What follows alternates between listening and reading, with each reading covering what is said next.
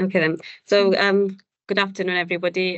Thank you for attending our webinar. And today, Dr. Claire O'Neill will be giving us showing us how to start a narrative CV, which is called Resume for Research and Innovation, R4RI.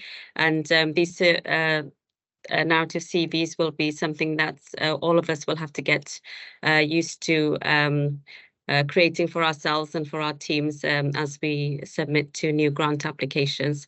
So really pleased to have Claire give us a sort of overview of what it is, what a narrative CV is, and how to go about creating one for ourselves and for our teams. So over to you, Claire. Thanks, Ash. Thank you, Ashra. Okay. As we go along, there's going to have some slides. There's 2 times when I have to stop share so that I can reshare external things. So there's a natural opportunity there for people to ask questions. But obviously, if people have questions as we go along, I can't see the chat. That's the thing. So Ashra is going to keep an eye on it. But before we start talking about research CVs and narrative CVs, I've been asked to advertise and remind people who are here about some upcoming events the faculty has organised. So in just over a week's time, we have the next webinar is on evidence synthesis and its importance in designing primary research, and that is with Professor Adrian Edwards. And that's currently available to book on the faculty pages of the Health and Care Research Wales website. And as always, there's an opportunity to send questions in advance if people wish to do that. And then after Adrian's, after Christmas, I can't believe Christmas is coming around so quickly, but after Christmas, the next webinar is the postponed webinar on implementation science research and development. So we've got 2 guest speakers from King's College in London who are going to give us a talk on designing implementation research. A lot of people have already booked onto that, but it still is on the website because it's been rescheduled and people can book onto that as and when they are ready. Okay, so been asked to have a chat or give a talk today about the resume for research or the narrative CV. I'm probably going to call it a narrative CV throughout this. Amanda, did you want to press record? Or I don't particularly want to be recorded, but we are recording. Thank you. Okay, right. You can delete that bit then. You can delete that bit. One of the reasons I think for this webinar is that Health and Care Research Wales and the new personal awards have moved over to the use of these narrative CVs. And myself and Ashra, Martin and Julia, who's based in Bangor, are the research development advisors for the faculty. And I know I personally have had a lot of questions about these. There's been a lot of people unsure quite how to make use of them, how to go about developing one. So the purpose of today's webinar is my thoughts on how you might do it. I have a suggested template and so on, but it is obviously going to be very, very personal piece of work that you're going to develop for yourself. Okay. So as I said, the reason why we're doing this now is that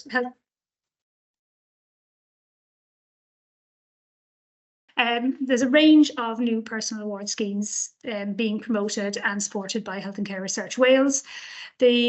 We presented them here as a roadmap because they are aimed at people going from left to right on your screen, people who are more advanced and earlier on in their career. So right at the start, there's the ones that are green, the Research Training Award, the Emerging Researcher Award. They're for people who work in NHS and social care at very early stages of their career, wanting to have some time and some space to do ideas development or to actually undertake some training in the form of an MSc. The pink group are the Personal Accelerator, the Advancing Researcher. Those 2 are aimed at people who are slightly further along in their careers, will have a PhD, be looking at developing perhaps fellowships or perhaps other project grants. The Trials Development Award up there on the top right will open next spring, we hope, but that is still being worked out. So we would expect to have some more information for you about that in the spring. And then the purple, if they're purple, for people undertaking PhDs. The Next Step Award is for people finishing up their PhD who want to think about what they're going to do next. So developing and writing up grants, writing up papers for the purposes of a future grant. And the advanced fellowship is a postdoc fellowship, basically. But these are a range of new schemes that are being rolled out by Health and Care Research Wales, all of which are requiring a narrative CV.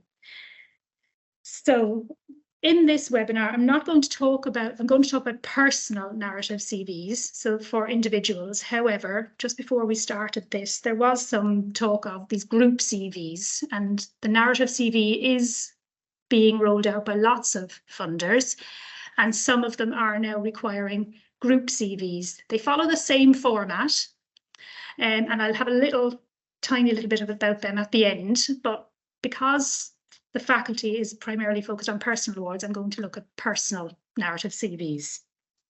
Okay.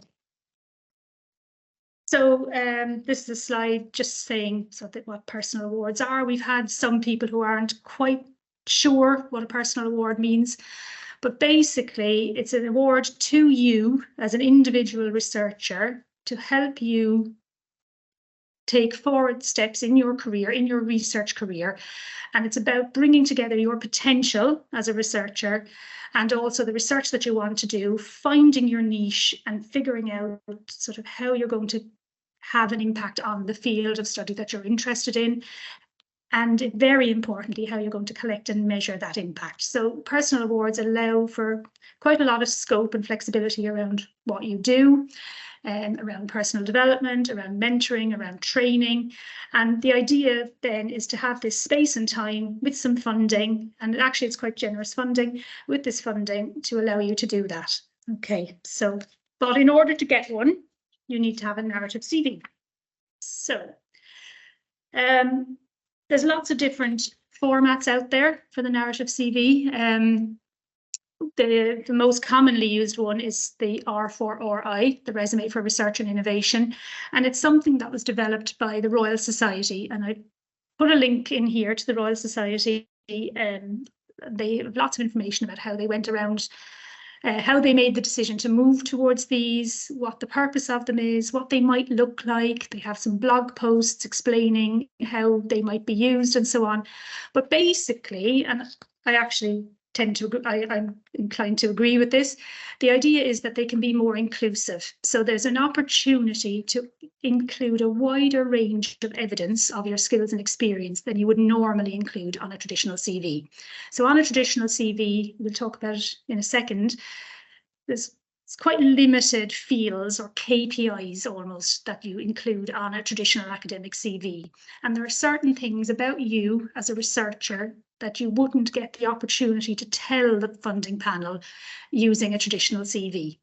So the idea behind the narrative CV is hopefully to be more inclusive, to recognise that people find their way into an academic research career or a research career, often in quite a circuitous way. Often, you know, having done lots of different things, lots of different experience, and then they find themselves making an application for project grant or a fellowship, and they don't feel or they don't have the traditional KPIs. The narrative CV allows you to start to use those, to use different things. It's also really important to know that there is a recognition that different people at different stages of their career will have different things that they're going to include. So it's the expectation that skills and achievement and experience that you have to date, given your career stage. So it's hopefully is a lot more flexible. It's kinder perhaps to people who are starting out on this research journey, and I believe it is more inclusive.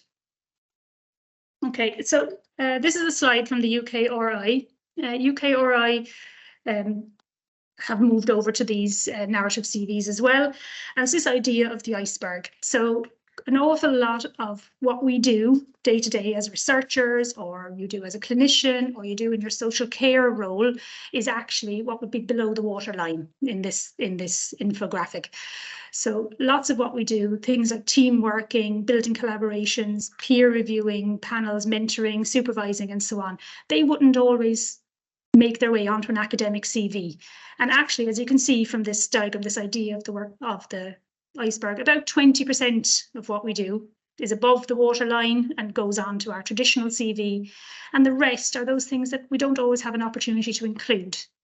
The narrative CV, as I've said, gives you a chance to include them. So it's quite a wide, broad variety of things there that you might see now. Actually, you know, I could add those things and I wouldn't have added them to a traditional CV. Okay, so thinking about the Health and Care Research Wales Awards, this is the guidance that came from the Advancing Researcher applications, which closed recently.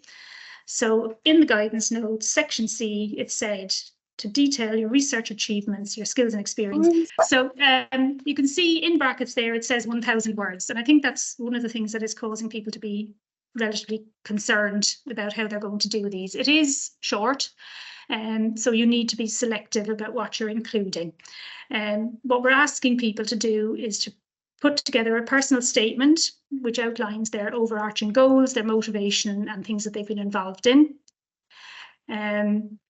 Contribution to the generation of ideas, and they will be from across all of your experience. So from clinical or practice experience in area, training and development, things that you've done recently. You can see that phrase in the last 2 years. So it is about recent and relevant, and obviously prestigious as well helps.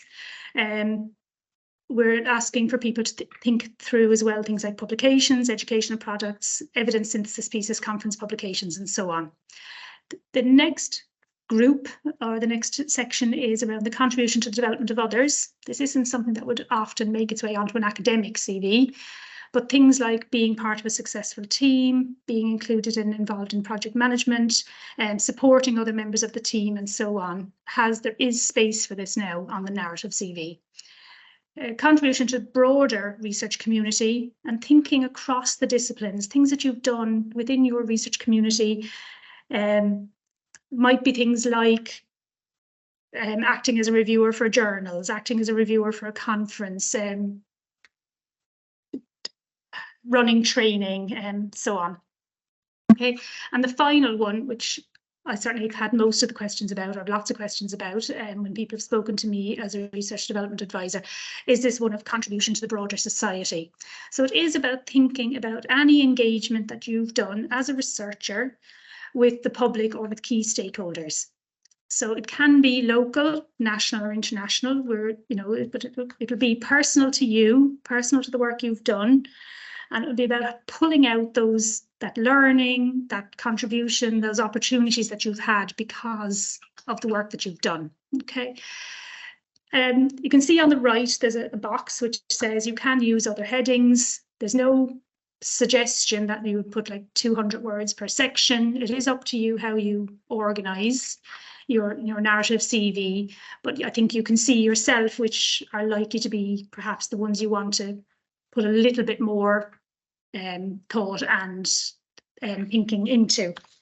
But they're all going to be very, very personal. So unlike a traditional CV, so I'm guilty at least of planning a research project, developing the ideas, getting together the team, spending an inordinate amount of time on the costings and all those things.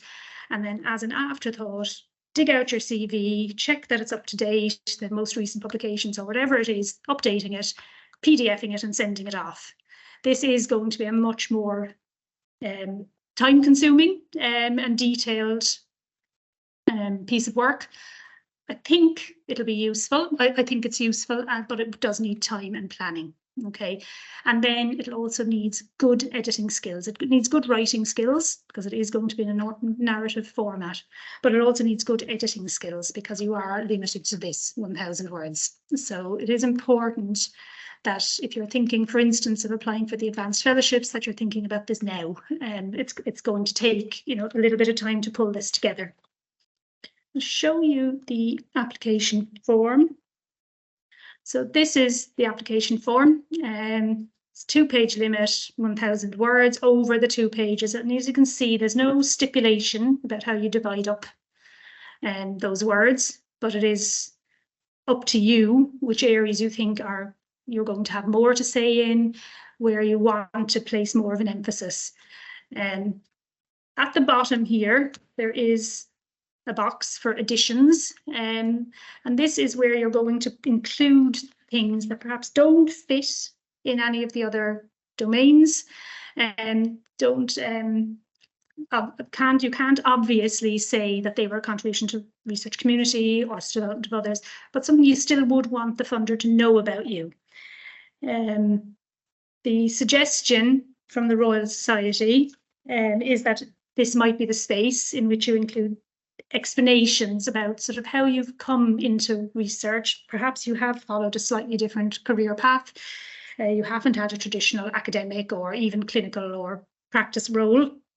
There's also an opportunity maybe to use some of this space to think about explaining career breaks that you've had. If there's gaps on your CV, you might want to use some of this space for them. But I think they're giving you a hint on the form, and that box is that little bit smaller. So I think you're being guided that we're going to use this box fairly wisely. But it is there, and it certainly is important that you have an opportunity to make use of it if you want to. Okay. So we've talked a bit about traditional CVs. This is generally what they look like. You're going to include chronological, generally, so what you've studied, what your qualifications are, where you've worked, grants you've achieved, and funding you've won, and then publications. I've put conferences ? Because depending on where you're at in your research career, you might not include conferences.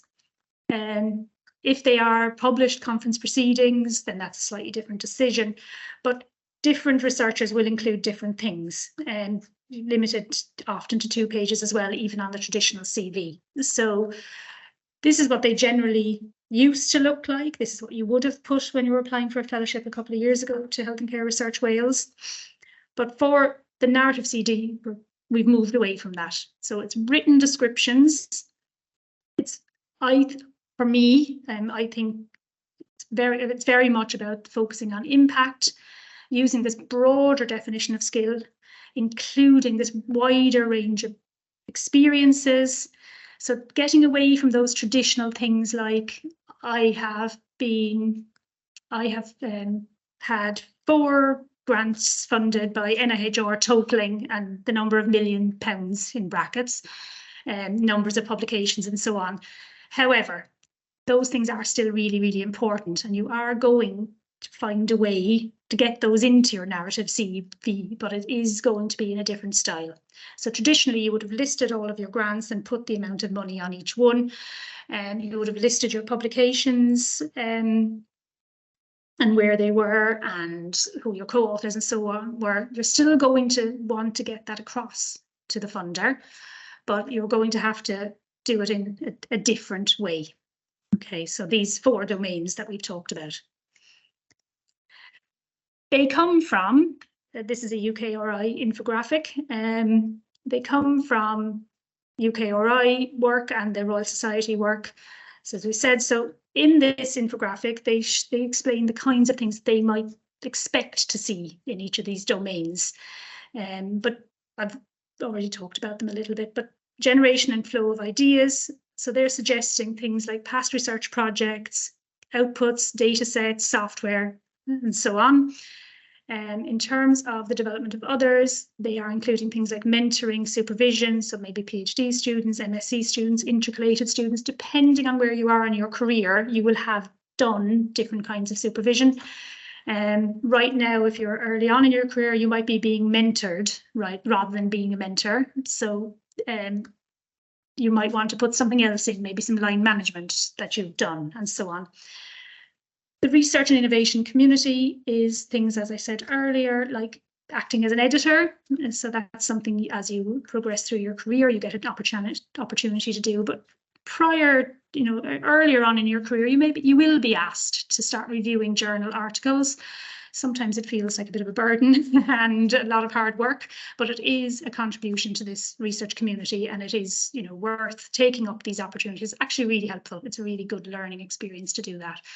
And then this broader society field, which is things like policy development, impact on practice, impact on other researchers, and so on. So what I'm suggesting, let me see if I can, what I'm suggesting is sometimes it's tricky to figure out. I think one of the things I've seen, where I've seen examples of these narrative CVs, is people are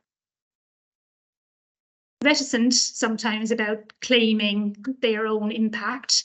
It's easy to drift back into the we as a team, we did this, our team did that, and so on. For these awards, it is a personal award, so you are going to have to pick out the things that are personal to you. And it's doesn't always come that easily, and it isn't always very easy to unpick actually what your contribution to a particular project was. I found this tool useful. So this is a tool that was developed out of a workshop at Harvard University and the Wellcome Trust. And it was about journal articles, basically. It's about when you submit a journal article, you're asked what the contribution of each of the authors has been. So there is an expectation that anybody who's included on the author list has played a specific identifiable role in the generation of the manuscript. Now that might be editing, but they actually have come up with, quite a useful table. And it's actually a lot more extensive than I would have initially thought. So when I was thinking through what have I done on certain things, I was using a much more limited taxonomy. So they have conceptualization, methodology, software, validation, analysis. So analysis is an obvious one. Data curation is an obvious one. Writing, reviewing and editing, visualization, supervising. So you can see now that within the fields that we're talking about, the contribution to broader society, contribution to the community, contribution to ideas, and so on, you can see how you might be able to unpick work that you've done in a slightly different way. They give an example at the bottom here where a credit author statement and different named authors and the different tasks or the different contributions that they made to a particular paper. I think it's useful. It's certainly worth having a look at. It definitely made me reframe and rethink sort of things that I've done in the past. But that will be included on the slides if you want to have a proper look at it. So what we're saying is basically you're going to have to tell your story. You're going to have to use personal statements.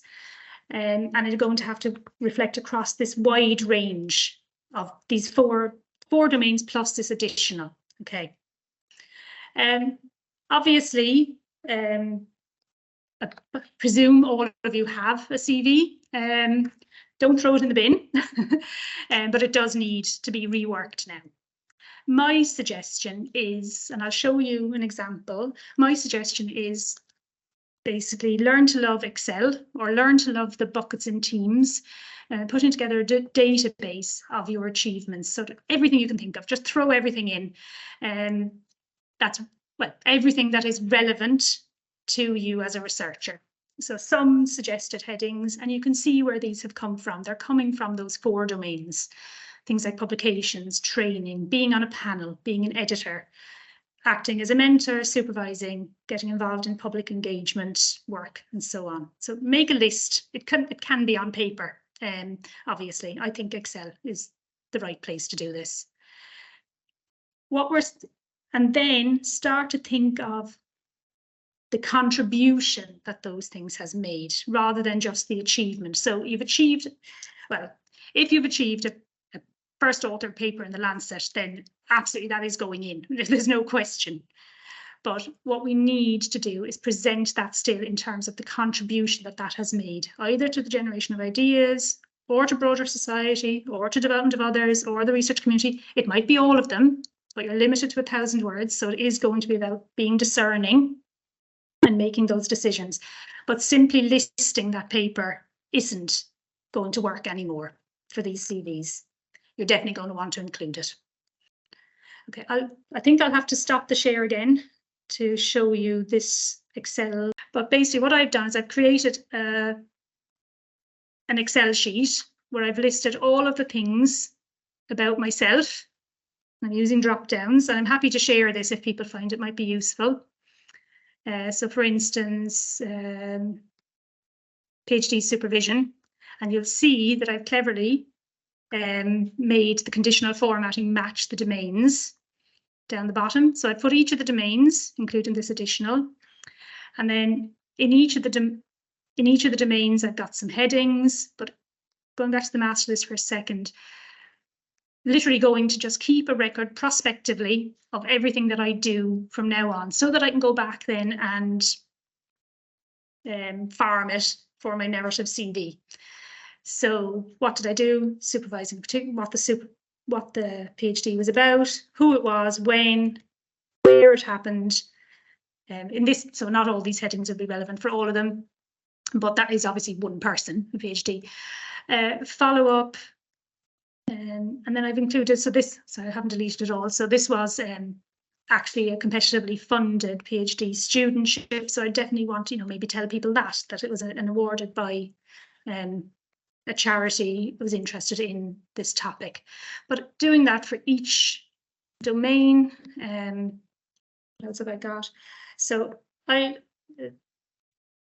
going through and just listing anything you think of when you've gone and done some training, when you've attended a workshop, when you've presented at a conference, just come back and put that on your master list. Record the information, whatever format you like. I think this works. If it was something like a workshop, then absolutely include, for instance, the feedback when you receive it. I think I've put it in here, research community. So same sort of thing. And then sort it into the tabs as you're going along. But I haven't had courage to show you mine because, but it probably wouldn't be much use anyway. But different tabs, and then as you move them from your master list into the different colored tabs as you go along. I think that works. It certainly works for me. So that's my suggestion. I think Excel is absolutely fantastic for this. It allows you to do that color coding and update the master list as you go along, and then move things into different fields. Obviously, some things will fit in more than one. But when you're limited to 1,000 words, you're not going to put it in more than one. So you're going to have to make some decisions later on. But for now, it might be useful to record it in 2 domains. And not everything will make its way on. So each CV for each project that you apply for will be different. It'll be bespoke to the funder, the topic, and so on. And it will need to be, up to date. Okay, so that's what I just said. So word counts are tight. So you do need to have some focus. Recent and relevant examples. The Royal Society and R4RI say you must use DOIs. It's sensible anyway, because a DOI is one word rather than a journal article title, which, might be 20, 30 words, especially with authors and years and place of publication and so on. Prestigious and significant, but also being selective. So I said this at a faculty event last week, and I think I insulted a few people, but it is unlikely your undergraduate degree is going to make it onto your narrative CV. So it's certainly an achievement, definitely. I can honestly say that my undergraduate degree wasn't a contribution, other than to me as a researcher, perhaps, although it's quite a long time ago now. But it is about being selective, whereas on a traditional CV, you would have included that. It's very unlikely you're going to include that on your narrative CV. I have some examples. So these are examples that my colleague Dom Parks in Swansea University put together based on some that he found from Oxford University. So these have been through the plagiarism ringer twice now, but they are projects, they're statements about projects that I've been involved in. Okay, they're, I don't know if you want me to read them out or if people want to have a read, but basically, in terms of generation of ideas, I've picked out this example of a project looking at people who go to the emergency department following a fall. So the simple thing on traditional CV would be to cite the paper, Journal of Physiotherapy, Journal of Emergency Medicine, year, date, whatever, okay?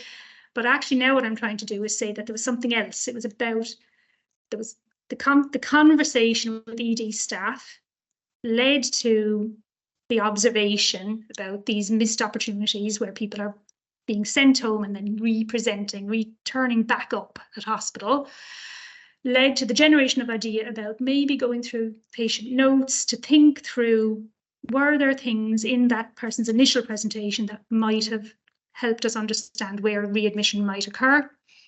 Putting together then some thinking on how to do that work, what it might look like, which then led to a study, which then led to publications, which then led to some training and so on. So you can see how, instead of simply stating the grant or the publication, we've turned that into a narrative, which is about the contribution.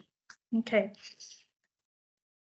Another example, things like development of others. So I've picked the example of Athena Swan. I think every university has Athena Swan committees.